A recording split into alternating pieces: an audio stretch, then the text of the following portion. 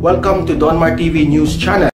Malaking tulong sa ekonomiya, ganyan inilarawan ni Pangulong Ferdinand R. Marcos Jr. ang bagong bukas na integrated resort sa Quezon City, ang Soler Resort North. Mismong ang Pangulo at si First Lady Liza Marcos ang nanguna sa opening ceremony nito. Ayon sa Pangulo, sa pamamagitan ng mga ganitong industriya, mas napapalakas nito ang ekonomiya ng bansa. This industry also expanded into crucial sectors, including hotels, retail centers, movie theaters, and dining establishments. With Soler Resort North hiring more than 4,000 Filipino employees, this will not only boost our economy, but will also empower our people to reach their full potential. Dagdag pa ng punong ehekutibo, patunay lamang ito na nakababawi na ang bansa mula sa dagok ng COVID-19 pagdating sa turismo. Lalo't nakapagtalanan ng pagtaas ng inbound tourist dahilan para kailanganin ng mga ganitong uri ng istruktura. Ipinunto pa ni Pangulong Marcos Jr. na magsisilbing daan ng mga ganitong uri ng industriya para mas maipakita pa ang pagiging hospitable ng mga Filipino. This resort features not only first-class amenities but also world-class Filipino talent. Is going further to raise the country's image on the international stage. Beyond the revenues that pour in from leisure activities and tourism, this industry has provided jobs to our people and has contributed to social development. Tiniyak naman ng Pangulo na patuloy na magsisikap ang pamahalaan para mapalakas pa ang hospitality industry sa Pilipinas. Ang naturang resort at casino ay nagkakahalaga ng $1 billion at kauna-unahang 5-star integrated resort sa Northern Metro Manila at kalapit na probinsya. Mayroon itong 530 na kwarto para sa accommodation, 2,600 na electronic gaming machines, gayon din ang 14 na restaurant at bars. Narinig din nyo kahapon o kagabi kung saan man kayo naroroon, yung iyakan ng mga bata nung 2022 sa Turkey kung saan ang mastermind ay walang iba kundi si Liza Marcos o Liza Tanas, Liza Fer, Liza Kidnapper, lahat na. So siguro nasundan nyo na yon at ipinlay natin yung video.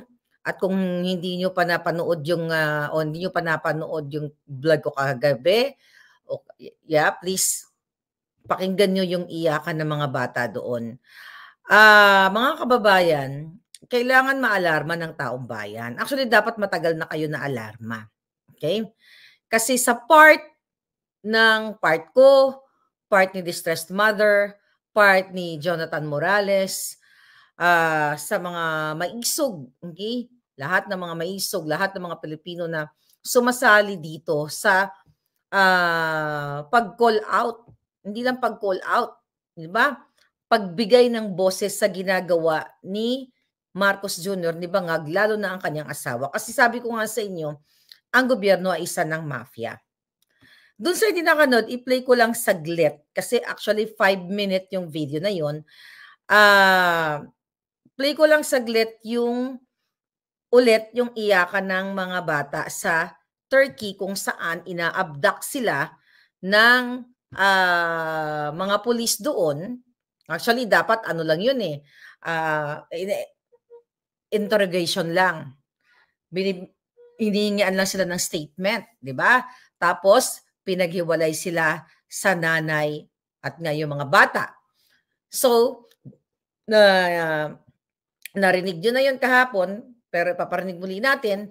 Pero gusto ko lang ilagay sa inyong mga isipan na ang pinag-uusapan nating extraction ay kidnapping, walang iba ang gumawa kundi ang gobyerno ni Marcos Jr.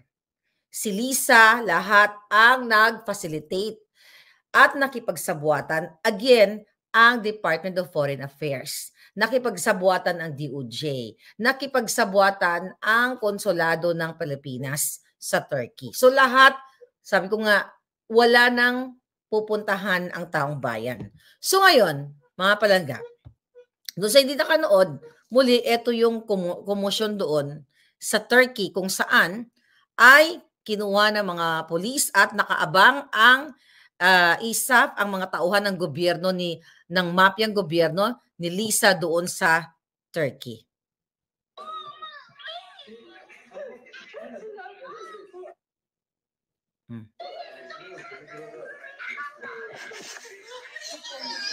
Yes, madam. Okay. Wait. Sweetheart, could you come down for a while? Where are you? I'm in the other police station. I know. Just come down, sweetheart. We have to leave the station. Come down, anak. Come down. Alright. So, mahaba yan. So, gusto nyo panoorin doon sa kabilang video. So, again, mga kababayan, gaano kalungkot sa isang magulang na katulad mo na paghiwalayin kayo ng iyong mga anak, 7, 8, 9, 10, yung mga kaedaran. Dahil sa isang presidenteng bangag at asawa niyang si Lisa na nakipagsabwatan. Paano nyo haharapin kung kayo ay nasa sitwasyon na gano'n na mismo ang ama ng mga bata ay kasabwat o sumabwat kay Lisa Tanas dahil magkakasabwat sila sa illegal na negosyo.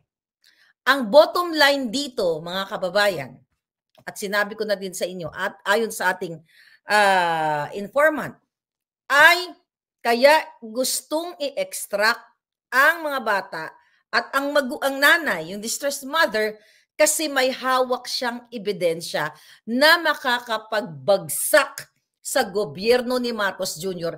dahil nandoon, okay, sa kanya ang ebidensyang mga illegal na negosyo na ginagawa ng bangag na gobyerno at ni Lisa Tanas. Okay. Ngayon, mga kababayan, ano ang gagawin nyo? Okay? Ano ang gagawin ng bayan? Ano lahat ang inyong gagawing kilos? Kasi napag-alaman natin right after na nag-vlog ako, ay meron na namang order si Lisa Tanas. Okay? Na ayon sa ating informante, ay gigil na gigil at galit na galit ang ahas dahil ipinili natin ang iyakan ng mga bata. Damdamin ninyo bilang isang ina o bilang isang ama na iwalay ang inyong anak at walang iba na nagpahiwalay sa mga bata at nagbigay ng traumatic experience ay ang Marcos administration, si Lisa Marcos at mismo ang ama ng mga bata dahil according to our source at sa mga ebidensya actually na mga nakarating sa atin, mismo ang ama ng mga bata ay kasabwat ni Lisa sa pag-extract. Narinig nyo naman dun sa Hi Louie video niya. So dun sa distressed mother, please, dobling ingat dahil pwede po, well, may death threat ka na, alam mo na yan, di ba? Alam mo na yan, noon pa, kaya ka nga tumakas. At actually, the word is, ang tumakas kasi is may kasalanan eh. Di ba? Kaya ka lumayo at kinuha mo o binitbit mo ang iyong anak, iniligtas mo ang iyong anak sa mga kamay ng demonyo katulad ni Lisa at ng ama ng mga bata ay dahil gusto mong protektahan. And now you're already there in Europe. Gusto kong sabihin sa'yo, nahahabulin ka ni Lisa. Hahabulin ka ng yung tatay ng mga anak mo. Alam mo yan at ayon sa ating puting ahas, remember na isang tawag lang ni Lisa sa Romania para magpagurgor? Idagdag mo to sa report mo dyan sa UN. Madam Distressed Mother. Okay? Dahil sa nalaman na ng mga Pilipino na walang iba ang gobyernong ito na Marcos Bangag at ang First Lady umaacting na kordoroy na tupa ay pwede kang ipagurgor. Although yung threat sa buhay mo nandiyan na yan, mga palangga. So yan ang gusto nilang gawin kasi gusto nilang isuppress ang ating mga karapatan para i-share sa inyo kung anong ginagawa ng bangag na gobyernong ito, mga kababayan. Iko-connect lang natin. Okay? Iko-connect lang natin kung bakit kailangan ninyong kumilos. Mafia na po ang gobyerno. I'll talk about mafia mamaya. Pero ito, konektado ito mga kababayan. Di ba yung Maisog Rally? Share ko lang. Nakita nyo yan? Bago tayo, ayan. Nakita nyo yung Maisog Rally? Yan yung sitwasyon. Okay? Yan yung sitwasyon dyan kahapon. Yan ang supposedly na pagdadausan ng pagtitipon ng mga Pilipino, ng mga Taclobanyon na mag-air ng kanilang boses, ng kanilang hinaing sa taong bayan. Pero kayo na ang humusga, mga kababayan. Ayan, katumbas yan sa paggurgur ng karapatan mo. It's like, katumbas yung litrato na yan sa paggugurgur literally ng isang taong humihinga. Hinarangan nila, pinarka nila ng mga truck na yan. Ganyan ba ang way kung kayo ay matino? Obserbahan nyo, kahit ikaw ay elementary graduate lang o elementarya ka lang o hindi ka nakapag-aral na mayroon kang common sense. Even sa pagpapark ng sasakyan, may parking bang ganyan? Sige, palusot nila. Hindi kasi during that time, walang parking space eh. Diba? Kunyari yan ang palusot nila. Wala kasi mapagparkan ang truck. Yan ba ang proper way of pagpapark? Nakakalat, nakascattered na ang intention ay to what? Para harangan, to suppress, i-obstruct ang lugar na yan para hindi makapagtipon-tipon ang mamamayang Pilipino. You decide, mga kababayan. Hindi mo kailangan maging henyo para maintindihan yung ano na yan. Okay? Tanggalin ko na, palangga. So nakita ninyo, hindi mo kailangan maging henyo para hindi mo maramdaman na itong gobyernong ito ay mafia. Kaya naman, itong distressed mother ay may planong, well, sabi ko nga, matagal ng planong ipagurgur yan. Dahil sa hawak ng ebidensya at paulit-ulit kong sinasabi, mga kababayan, na gustong-gusto ni Lisa ipa-uwi yan sa Pilipinas at tatamnan ng mga kaso, which is tinamnan na nga, nagkaroon na nga ng fabricated crime, which is later on na withdraw. Eto, distressed mother, makinig ka, fresh na fresh.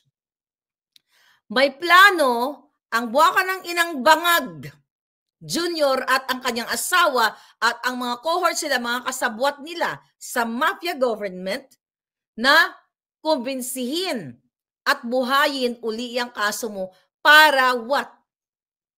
Ipa-extradite ka? I-extract ka? No, ipa-extract ka, ipa-kidnap ka. Pero hindi na magwawagi yan. So you protect yourself there.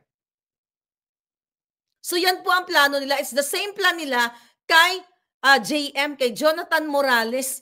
So ang pattern, very Lisa, very Bangag. Diba ganun din ang gusto nilang gawin sa akin? October of 2022 pa lang. Gusto nilang gawin sa akin na ipa-extradite. Kaya nag-fabricate sila ng crime kasama sa pakikipagsabuatan si Taberna. Last year, di ba? Nagkipagsabuatan sila sa mga, even sa mga sa prosecutor's office. Nakipagsabuatan sila to fabricate the crime para makapag-issue sila ng warrant of arrest sa akin. It's the same sa'yo, distressed mother. It's the same sa'yo, Sir Jonathan Morales. Ang pagkakaiba lang nandyan ka sa Pilipinas. So I hope the likes of Attorney Rodriguez, Attorney Harry Roque will help you kapag ikaw ay tinamnan na ng mga fabricated crime o buhayin ang mga dismissed cases. Ngayon mga kababayan, eto ang gustong gawin sa inyo. Yan ang pinakamaliwanag na halimbawa na pagpapakita na yung pagpapark ng truck na yun dun sa Maisog ay it's like para kang ginurgur na, literally na ginurgur na. Ayaw kanilang pagsalitain. Kasi ang gobyernong mafia na to ay sinisensor tayo. Kaya naman, di ba? Remember, itong kanyang kick-off rally ni Marcos Jr. Kaya sa susunod kick-out rally, kick-out na yung hayop na yan. Noong January 28, anong ginawa doon?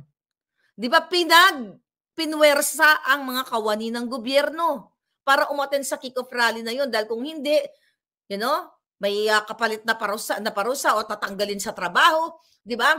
Kasi gusto nilang yung narrative ng mga bangag, akala nila ay naniniwala pa sa kanilang tao. So ang ginagawa nila, sinisensor tayo, tapos yung mga kawani ng gobyerno, yung mga employees, ay puwersahan nilang pinapa-attend doon sa kanilang kadyotahang rally. It's the same na ginagawa ni Marcos Jr. now, na umiikot sila ng tambalos-dos para magbigay ng ayuda. Okay yung pagbigay ng ayuda, pero ang ginagawa nila, magbigay ng suhol sa taong bayan para kunyari palakpak doon para kunyari siya ay dinitingala pa o naniniwala pa sa kanya yung tao. Pero ang totoo ay humihiyaw na ang taong bayan sa kadyotahan, sa kawalangyaan, sa kamafyahan nitong Marcos Jr. na ito. At itong distressed mother na ito ngayon ay gusto nilang ipagurgur. According to my puting ahas. Gusto nilang ipagurgur kasi nasa UN na sila. Ang gobyernong ito nandoon na.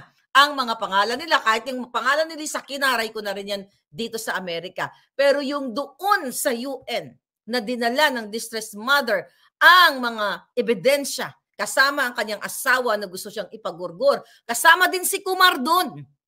James Kumar nakasabwat according to my source and doon sa ating email na inano natin, na binasa natin, ayon sa ating mga nakakilala sa kanila, sangkot sa bribery extortion. Si Lisa, si Kumar, at si Chua. At marami pang iba, at may mga senador pa. Ngayon, you talk about censorship. Ito yung ginagawa sa atin, di ba? Isi-censor ka, maglalatag ng mga truck, bibili nila lahat ng mga plane tickets. Buti sana kung binili nila doon sa part ng owner, baka sinindak nila. Sabihin ng airline, sige, sinindak ni Lisa dahil kung hindi nyo i-sold out lahat yan, kunwari, ay titirahin namin kayo sa iyong mga taxes or hahanapan namin kayo ng butas para matanggal yung inyong mga prangkisa or lisensya sa inyong negosyo.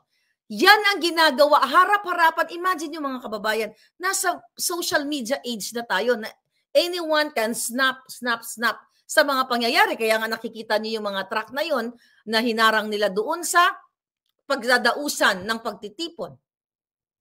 Mafia po ang tawag dito. Tapos, kapag nagsasalita tayo, di ba, aarestuhin tayo. I-detain katulad ng ginawa ni Estrada at ni Bato at ng Senado kay Agent Morales na kinontempt siya ng mga buwaka ng inang yon. Okay? Na sinasabi siya ay nagsisinungaling sa PDS niya at yun ay illegal or kasalanan sa mata ng Diyos at sa mata ng batas ang ginawa ng mga jutang, ginimes na mga senador na yon.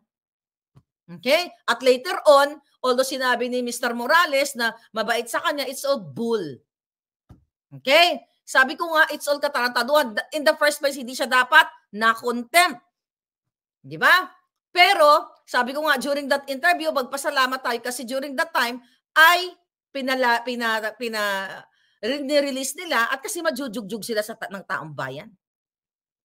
Yan ang arrest, pag-aaresto o intimidation sa inyo, pag-detain. Kaya nga, di ba, wala na mga journalist ngayon na nagsasalita, may mga mangilan siguro, against sa kadyotahan ng gobyernong ito sa issue ng kidnapping, smuggling, asa na yung mga aktivista. Okay? Na nagrarally tuwing may ganitong mga issue. Kahit nung panahon ni Noynoy, in fairness doon sa mga aktivista na yun noon, sasalita sila pero nasa na ngayon. Isa yan sa mga pinlano ni Lisa o ginawa niya na pag-upo ni Kuting na isuppress ang media. Dahil kung hindi, aarestuhin o intimidate. Lahat ng mga dissenting opinions o mga nagbibigay ng mga opinion, nagkikriticize sa gobyerno, iaarestuhin nila at pakakasuhan nila. Katulad na lamang ni General Macanas. Remember, si General Macanas ay kinasuhan din ni Acorda ng PNP chief. Nakita niyo kung sino-sino mga kumakaso sa amin. Ganyan ba ang gobyerno? Si Macanas, the PNP chief. Ako ang behind, ang gobyernong bangag. At hindi lang yun, mga kababayan. Lahat dito, sino-surveillance ang ating mga Facebook page. Okay? At nagbabayad ang gobyerno sa mga trolls. At ito rin ang ginagawa, again, sa distressed mother sa Europa kung saan sino-surveillance siya. At ang mga tiwaling AFP na inuutusan ni Lisa at mga inutusan hanggang ngayon, yan ang mga nagsusurveillance sa kanya. Para what? Para gurgurin? Di ba? Yung ating communication sa Facebook, yung ating mga post, di ba? Anong ginagawa sa inyo? Hindi kayo makapag. Kapag ganito, kunyari, piniplay nyo ang iyakan ng mga bata. Yung, yung paghihirap, yung grabe, disturbing. Ika nga, hindi makatao, makademonyong iyakan ng mga bata. Pag pinost, may mga nagsisend sa akin, ma'am, nawawala yung post ko. Miss Maharlika, na-block ako. Miss Maharlika, na ano yung Facebook ko, na-suspend ako. Di ba? Yan ang galawang mafia. Kontrolado nila yung mga media outlets. Kaya tahimik. Tingnan mo ang ginawa kay Pastor Quiboloy at ang SMNI. Remember, ako ang unang nagsabi sa public niyan noong November 18 of 2023 na Pastor Quiboloy, ikaw at ang SMNI, si Sara at si Pangulong Duterte, ikayo na ang isusunod dito. Nagkamali ba ang ating puting ahas? Hindi. Di ba? So anong ginawa? Tinanggalan ng prangkisa, ikinontempt si Ka Eric, si Dr. Lorraine. Anong ginawa ngayon? Ginigipit ang negosyo ni Pastor Quiboloy. Lahat gustong kami ng mga buwaka ng ina yan. Nasaan ang media outlets? Nasaan ang mga media na dapat inuulat itong mga katulad ng mga iyakan ng mga bata na ang utak ay si Lisa Marcos at si Bangag sa pagkidnap ng mga kabataan, ng mga minor de edad. Di ba? Sa kabila ng ganitong klaseng pangyayari na pinipresent ang ebidensya ng iyakan, ito kaya itong panagutin si Lisa Marcos sa pamamagitan ng mainstream media kung sila ay tutulong sa taong bayan na ipakita sa buong mundo na ang First Lady ay utak ng mafia, utak ng sindikato. Pero sinupalpalan ang kanilang mga kipay. Dahil tinatakot sila, ay mga duwag pala kayo. Kaya anong ginagawa ngayon ni Lisa? Dahil napaka-effective. This is the only, sorry to say that. Maraming tayo. Andyan si Sa, si Joey, si Attorney Trixie, si The Third Floor, sila General Macanas, nandiyan. So, nandito kami para walang takot na binibigay namin yung impormasyon. Shout out kay PH Update. Thank you. May nag-send sa akin na bonggang-bongga daw ang iyong mga eksena. And also the Third Floor Studio. Thank you so much. Kailangan natin magtulungan kasi sinilence na ni Lisa yung mga kipay ng mga taga-mainstream media ay sinalaksakan na nila ng upo. You know what I mean? Para tumahimik ang kanilang mga ngangabels. Kasi etong mga mainstream media na ito mga palangga, they are not for the people. They are for the profit. Kaya naman kahit sukang-suka daw sila dito kay Bangag na ito, carry lang. Kasi protektado ang kanilang mga negosyo. So ngayon ang ginagawa ng mafia ni Lisa ay mag-spread ng lies to discredit me, to discredit Morales, to discredit all of you. Sas, Joey, Third Floor Studio, lahat tayo ay di-discredit. Kaya gagaso sila sa pera ng bayan para maghasik ng propaganda, black propaganda o dugyot propaganda para i-discredit tayo. Para mamanipula nila ang what? Ang impormasyon na makakarating sa inyo. They want to manipulate the public opinion para kayo ay magiging magpabudol muli kay Kuting. Which is hindi naman nangyayari dahil kitang-kita nyo naman. Kung narinig nyo naman kung paano harasin ng mga kasabwat ni Lisa ang mga minor de edad. The reason why gumagastos ng milyon-milyon ng buwaka ng inang Bangag na gobyernong ito para i-discredit tayong lahat, ang mga boses natin na nakikita natin, ang kawalang hiyaan nitong yung corruption, smuggling, pulboronic, mamaya dadako tayo doon. Gusto nilang, nagbabayad sila ng mga, you know that, mga PR firm para i-oppose ito. At magpahasik sila ng propaganda laban sa ating lahat. At kasi mga kaibigan, takot na si Bangag Jr., baka hindi na siya abutin ng Hulyo. Diba? So anong gagawin ng mga ito? Para i-legalize nila ang panggigipit, ang pang-i-intimidate. Again, babalik tayo kay distressed mother. Ginawa ng fabricated crime. The reason why yung anak niya na-kidnap o na-extract pabalik doon sa walang hiyang tatay na walang ama. Ikaw, Chua, Francis Lloyd T. Chua. Ito'y ayon sa aking informante. Gaano ka kademonyo na ikaw ay nakipagsabwatan kay Lisa Marcos para ang sarili mong anak ay i-extract ninyo with the fabricated crime dito sa nanay ng mga anak. Demonyo mafia lang po ang pwedeng gumawa niyan. So ginagamit nila ang gobyerno para maging legal ang kanilang panggigipit. Nakita nyo? Fabricated crime. The same thing sa akin. Di ba? Sabi ko, mga 1 million warrant of arrest na yata ang meron ako dyan sa Pilipinas. Invento sila ng address. Fabricated crime. Kay Morales. Kay Agent Morales. Di ba? Sabi ko noong nakaraan, nabubuhayin nila yung mga dismissed cases. Sino ang mga kasabwat dito? Sangay ng gobyerno, ahensya ng gobyerno, number 1 ang Department of Justice. So yan yung yan yung panghaharas, mga palangga, na ginagawa nilang legal. Ginagamit, inaabuso nila ang kapangyarihan ng ng ating konstitusyon at yung mandato na supposedly ibinigay sa kanila ng taong bayan, which is kay Marcos Jr. hindi binigay ng taong bayan. Binigay ng Smartmatic, nandyan yan sa affidavit ni Attorney Glenn Chong. Ang dami nating issue sa kahayupan, kababuyan ng gobyernong ito, mga kababayan. Ililegalize nila ang pangharas. The same thing with Attorney Glenn Chong. Gumagamit si Lisa, si bangag ng tao, para i-disbar si Attorney Glenn Chong every time na nagsalita siya sa maisog. Ganyan po, nililegalize nila ang panghaharas when inaabuso nila ang ating mga batas. Hindi pa sila nakontento sa kanilang black propaganda, pagharang na mga truck na mga yawa sa maisog rally. Ang ginagawa pa nila, mga restriction sa ating Facebook. Di ba, 2 Facebook ang pina-take down sa akin. 2 Facebook account. So, binablock tayo. Okay? Lahat yung mga social media platforms niyo, kaya nagtataka kayo, di ba? Minsan nawawala yung inyong mga account. Kasi dito tayo lumalaban sa social media. Hindi, kung tutuusin, hindi dapat, kahit anong gawin nilang pagkukontrol. Di ba? Hindi naman nila lahat mahahawakan. Kasi, marami namang mga platforms. And I'm looking forward. Maybe ang SMNI gumawa sila ng ng kanilang Viber group. Maybe sa sobrang dami ng platform, baka hilong-hilo na rin ako mga palangga. Maybe pag may time ako, I don't know, gumawa tayo ng mga ganyan para at least personal ang ating mga relationship, yung ating communication. Makagawa tayo ng ganyan. Kasi nga nire-restrict tayo, ang daming mga nawala ng Facebook page. 'Di ba? Yung kanilang mga account mag-post lang ng boses ni Lisa, "Hi Louie, I have a favor to ask you." 'Di ba? Yung kanyang pagbiga-biga dun sa asawa ni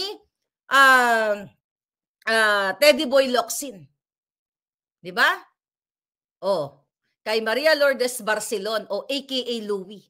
So DFA 'yan. Pero bakit walang ginagawa ang ating gobyerno? Paano naman sila kikilos? Magkakasabot sila lahat.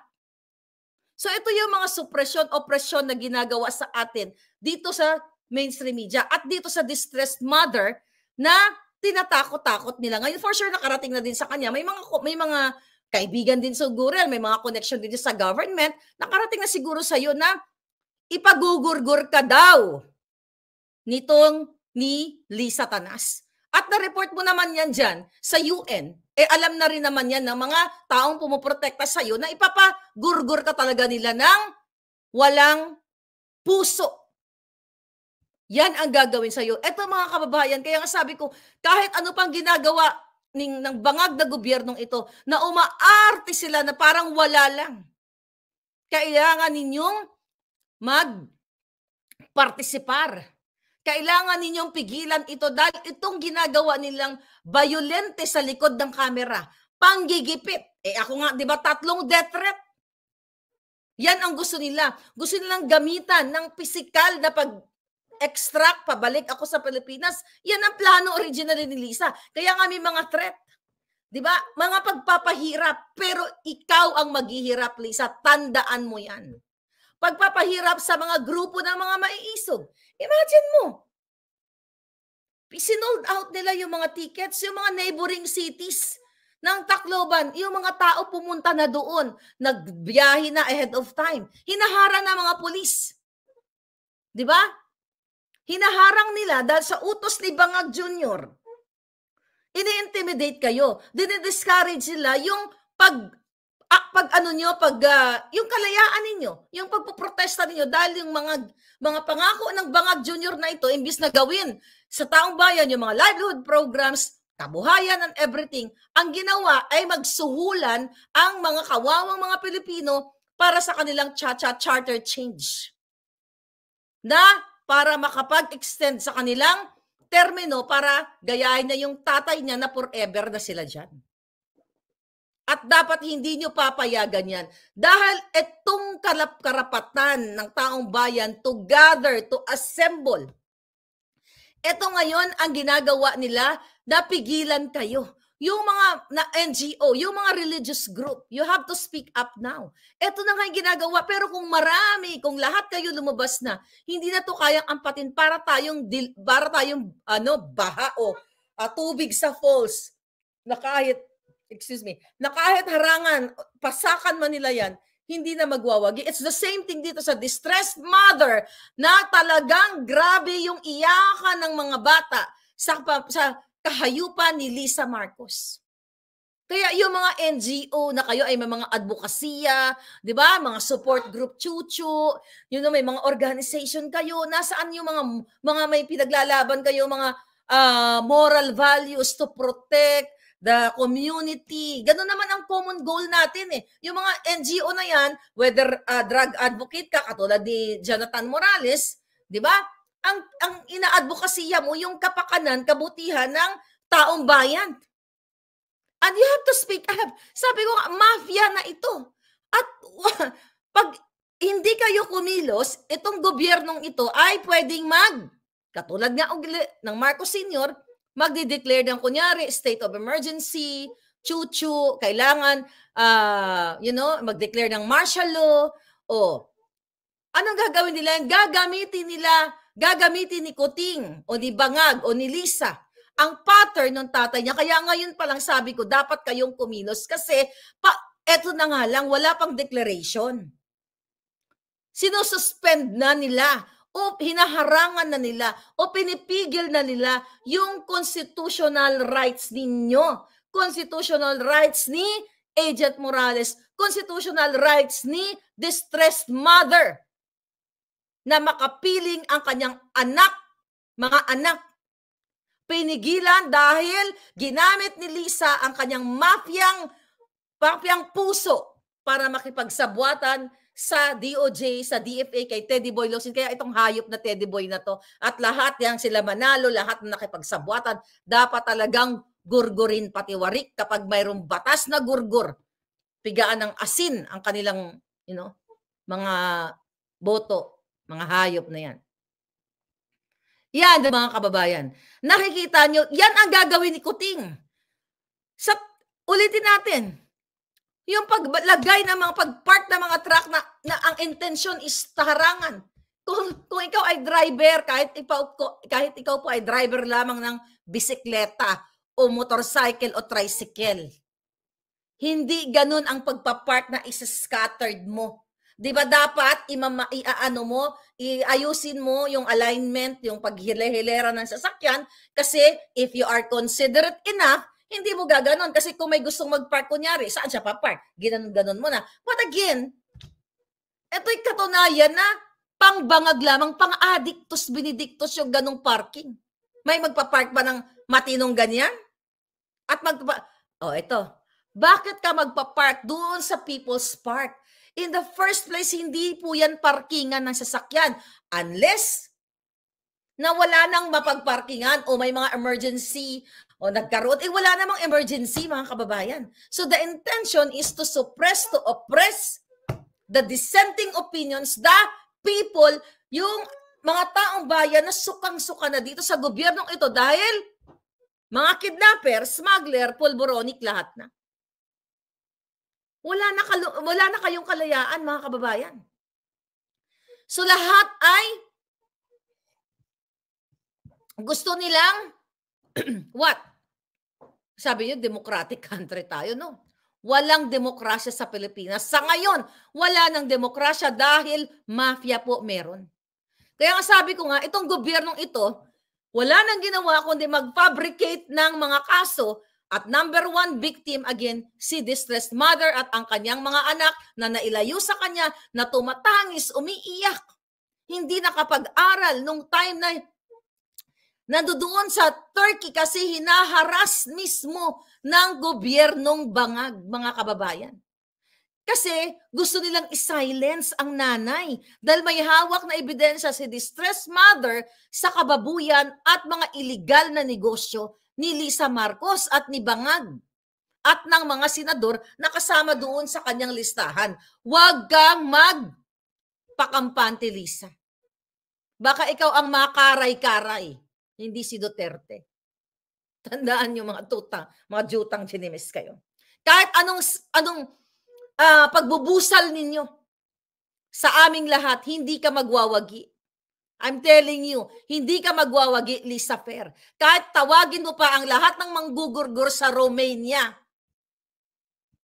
O yung mga taga-Romania, you know, dapat yung amo nyo yung gurgurin nyo.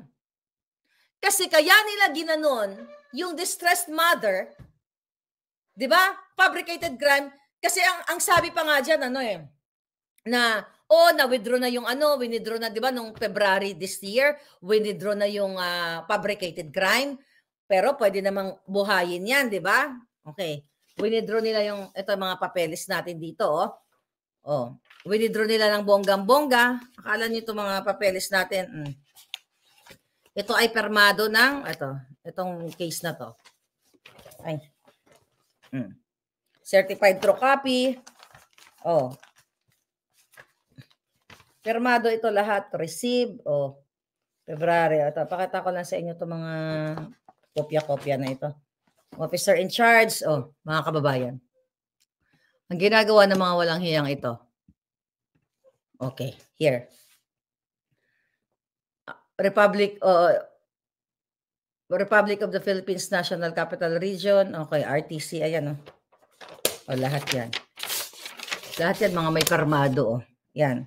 Kaya ito yung ginagawa nila. Ito, Department of Foreign Affairs, Turkey. Lahat ng mga letter dito. Permado ito. Kaya hindi ka makakalusot dito, Lisa Tanas. Received by, ayaw natin ipakita yung name. Ayan. Ayan po yan, mga dokumento yan. I'm just saying, mga dokumento ito na hindi pwedeng pagsisinungalingan. Ito ang ginagawa ni Lisa Tanas sa, tawag dyan, dito sa ating kawawang distressed mother, mga kababayan.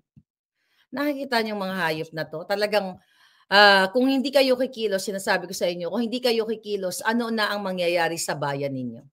Oops, nawala ako. Diba? Ano na ang mangyayari sa bayan na ito? Lahat tatamnan ng kaso. Sooner or later, magulat na lang kayo, martial law na uli sa Pilipinas, which is yan ang nangyayari ngayon. Diba? Yan ang taktika ni Lisa at ni Bangag at lahat ng mga kasabwat niya na mag-fabricate ng crime against us. I-intimidate tayo katulad ni distressed mother, i-intimidate tayo katulad ng ginawa ni Jinggoy, ni Bato, ni Chis Escudero, dyan sa Senate kay Agent Morales para tayo ay matakot. Pero ako di ako natatakot sa mga jutang ginimis na ito. Bakit? Sila lang ba ang may mga kamay? Sila lang ba ang may utak? Ang kanilang utak, bangag, sunog. Di ba? Hindi tayo magpapa-intimidate kahit nandyan kayo sa Pilipinas. Kasi kung sama-sama mga palangga, sila ang matatakot sa atin. Hindi tayo matatakot sa kanila. Sila ang matatakot sa atin, mga kababayan. Okay?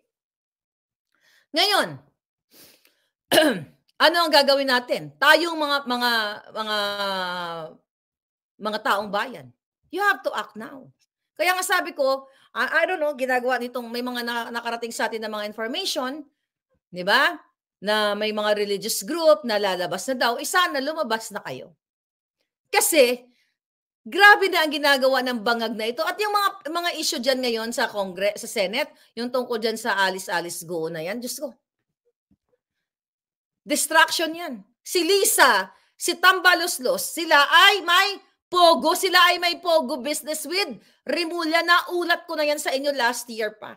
But I'll talk about that in other vlog. But this time, tututukan natin yung dito sa kidnapping na ginawa ni Lisa Tanas, kasabwat ang tatay ng mga anak. Okay? Dito sa mga fabricated crime o charges na ginawa nila but later on ni-withdraw nila, pero huli na ang lahat, nadulot na nila ang trauma sa mga minor de edad. Na-aresto na nila, hinaras na ng mga pulis, ikinulong sa dormitory ang mga bata for 6 months na inilayo sa kanilang nanay. At ngayon, ang mga drama-drama ngayon ng gobyerno, syempre, di ba, mga pakitang tao na kunyari may mga ginagawang kaletsehan, yung ayuda, yung puro ayuda na yan. Imbes na trabaho ang ibibigay, ayuda. Tapos ito si Kuting na nasobra na sa pagkabangag. Okay? Ang ginagawa dito sa mga nagsasalita like you, di ba? Si Duterte ay sinisira kasi walang nagawa during Yolanda times. Kitang-kita naman ang mga reports, audio kung anong ginawa ni Duterte. So ito po ang utak ng mga bangag. Kung kaya ni Marcos Jr. magpakangiwi-ngiwi, okay? Ayaw niyang magpapulburon test. Well, kahit ayaw niya magpapulburon test, nakikita naman sa nga bells niya nga, ngiwi na. Hayaan mo, isang araw babagsak na lang yan sa sobrahan sa pagkapulburon. Okay? So ang ginagawa ngayon ng gobyerno ay pinapalabas nila na tayong mga kritiko, tayo pa mga kriminal ngayon, katulad ni Distressed Mother. Di ba? Pinarilan ng criminal case. Sinira na nila yung buhay ni Distressed Mother. Pilit ang taong bumabangon doon sa lupang banyaga sa Europa na sana ini-enjoy niya yung buhay niya kasama yung mga anak. Pero pinalabas siyang kriminal ni Lisa, pinagbintangan. Sooner or later, baka, by the way, hindi. Ang sabi sa atin ng ating puting ahas, mag-ingat ka, Madam, Distressed Mother. Baka mamaya maghahanap sila doon ng tao na may ginurgor ka sa Pilipinas. Parang katulad ng ginawa kay Teves at kay Bantag. Di ba? Maghanap silang tao doon. Nung umalis siya noong 2021, meron niyang ginurgor. Ganyan mag-frame ang bangag na gobyerno. Sila ang kriminal, ikaw ang palalabasin nilang manggugurgor. Pero sila ang tunay na nanggugurgor behind the camera using the government resources. Yan ang ginagawa nila, mga palangga. Yung narrative na pinapakalat nila na kunyari ito si Distressed Mother, ganito, ganyan, hindi mabuting ina, unfit. Yan ang pinalabas ng tatay ng mga anak, unfit siya. Kaya nga, di ba, although binasa natin kagabi na sa ating batas, sa batas ng Pilipinas, ang kustodiya ay nasa kanya kasi hindi siya kasal dito sa kay Francis Lloyd Tichua.